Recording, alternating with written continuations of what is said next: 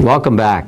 So again, the question was, what do these scriptures say to you? Proverbs 24:3 and 4 says, by wisdom a house is built, through understanding it is established, through knowledge its rooms are filled with rare and beautiful treasures.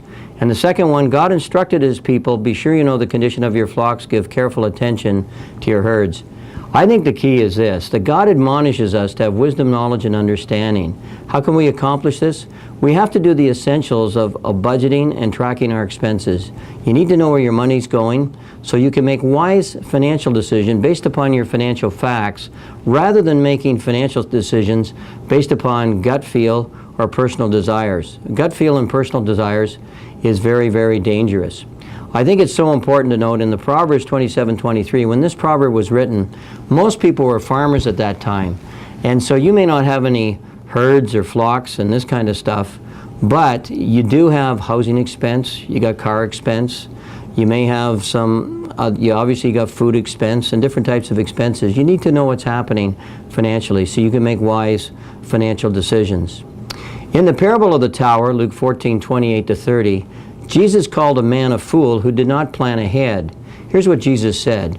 Suppose one of you wants to build a tower. Will he not first sit down and estimate the cost to see if he has enough money to complete it? For if he lays the foundation and is not able to finish it, everyone who sees it will ridicule him, saying, this fellow began to build and was not able to finish. You may not be trying to build a tower. However, you may want to, if you're a young couple, build or save for a down payment for a home. Or if you're middle-aged, you may want to build a retirement portfolio. Or if your children are young, you may want to save or build for the children's education. Or one thing everyone needs to do is save for their next automobile to replace it.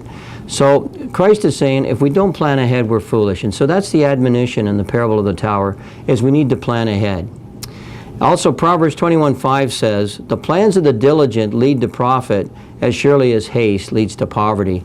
Another version says, the plans of the diligent lead surely to advantage as surely as haste leads to poverty.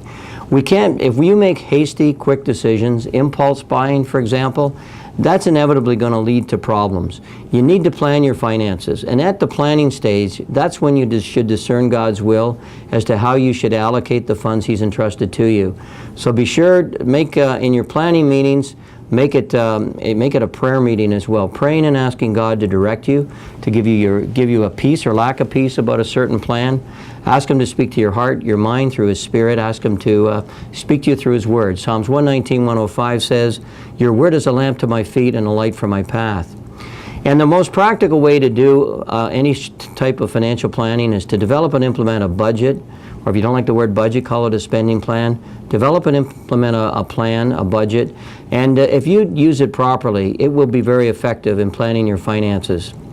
Later in this session, I'll be referring you to the Copland budgeting system, but right now I'd like to focus on our memory verse for this session, and that's Luke 14:28-30, where Jesus said, suppose one of you wants to build a tower. Will he not first sit down and estimate the cost to see if he has enough money to complete it? For if he lays the foundation and is not able to finish it, everyone who sees it will ridicule him, saying, this fellow began to build and was not able to finish.